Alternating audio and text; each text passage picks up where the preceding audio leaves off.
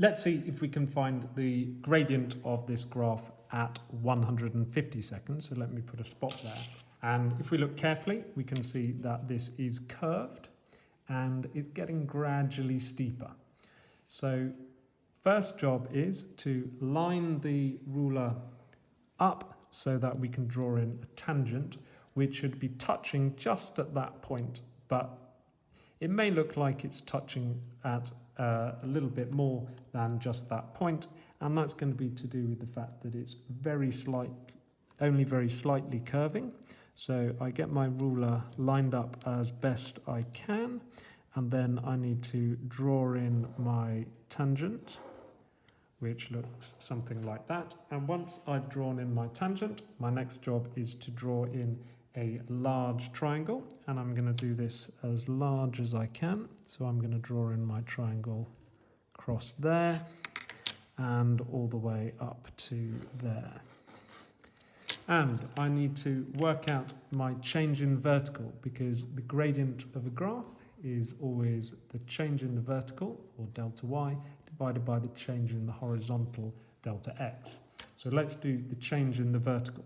So to get the change in the vertical, I want to do my final value in the vertical, which is 2 little squares up from here.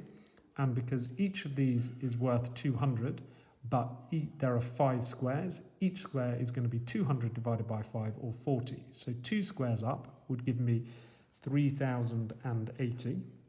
And then I need to subtract my starting value, which is 1 square up from 1800, which would give me 1840. And when I work out that difference, I get 1240.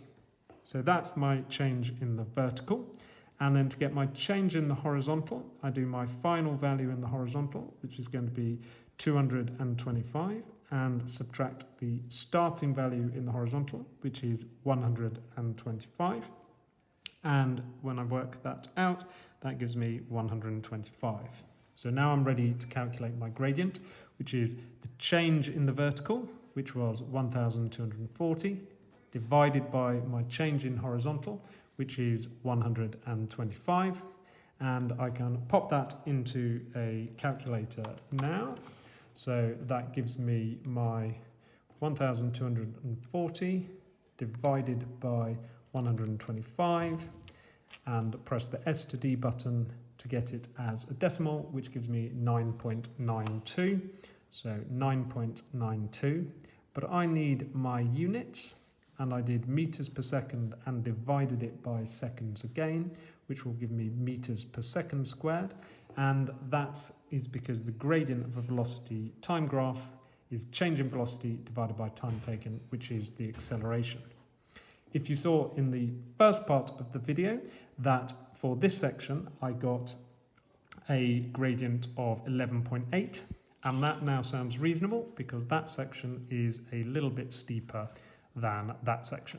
So the gradient of the graph at 150 seconds is the 9.92 meters per second squared, or the acceleration at 150 seconds is 9.92 meters per second squared.